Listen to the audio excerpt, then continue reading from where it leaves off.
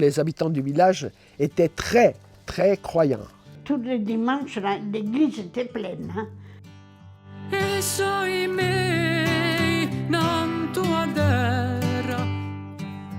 On était bien habillés. Hein.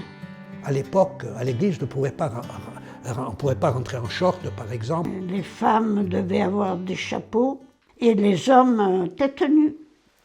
Il fallait qu'ils sortent les chapeaux quand ils rentraient dans l'église.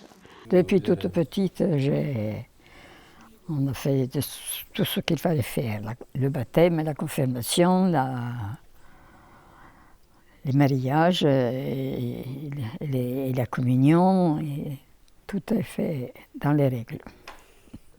On était enfant de chœur. Ça faisait partie, de l'époque, il fallait être enfant de chœur. Hein. Enfant de chœur, c'est-à-dire qu'on aidait le curé à côté. On participait à l'office. Des fois, il y avait un coup de clochette à donner. Et puis, il y avait peut-être des réponses à certains moments. Elle était célébrée en latin, la messe. Il fallait apprendre un peu de latin parce qu'il fallait répondre au curé. Je me souviens chez Silver, on apprenait en latin, on ne savait pas trop ce que ça signifiait. Hein. Et Alexandre, comme il avait 6 ou 7 ans de plus que moi, lui avait appris un peu le latin. Et me donnait des leçons de latin, parce que moi j'ai servi la messe jusqu'à l'âge de 14-15 ans. Et Alexandre, pareil, il servait la messe lui aussi. Avant, il y avait des chorales à l'église. Hein. Maintenant, il n'y a plus rien. On chantait le Magnificat, on chantait des chants qui étaient adaptés à chaque fête, même la nuit de Noël.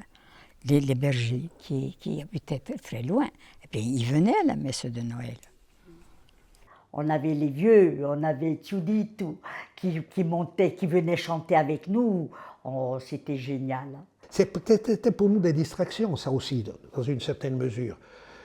C'était plus ça presque que... Bon, la foi, on l'acquérait par la suite, mais quand on avait 7 ou 8 ans, tu sais, la foi, on ne sait pas trop ce que c'est, tu vois. On chantait, tu sais, on était tous dans la première alcôve qui est à gauche de l'hôtel. On chantait tous là. Hein. Il y avait le groupe de mon âge, il y avait le groupe des anciens, il y avait le groupe des moyens, vraiment génial. Voilà encore un tableau classé, là.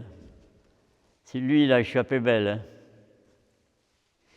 Il était dans la chapelle de l'Annonciade, là-bas. La porte défoncée.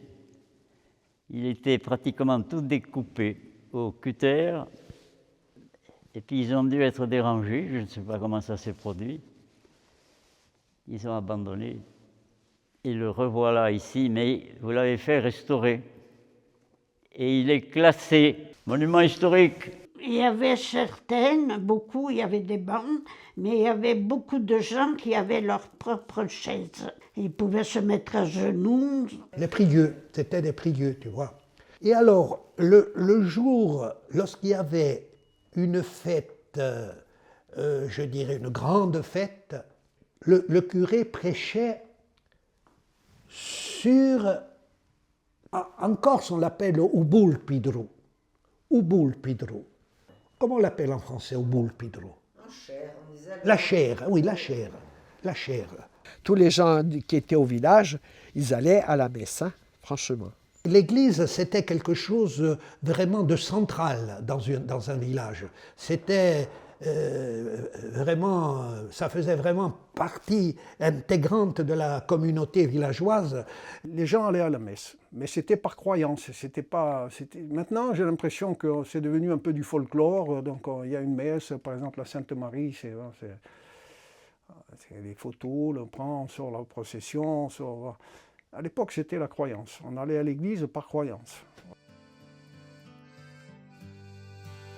Non sono mica a grande storia, ma gioia sanno tramandà, hanno in fondo di a memoria tutti le redi di là,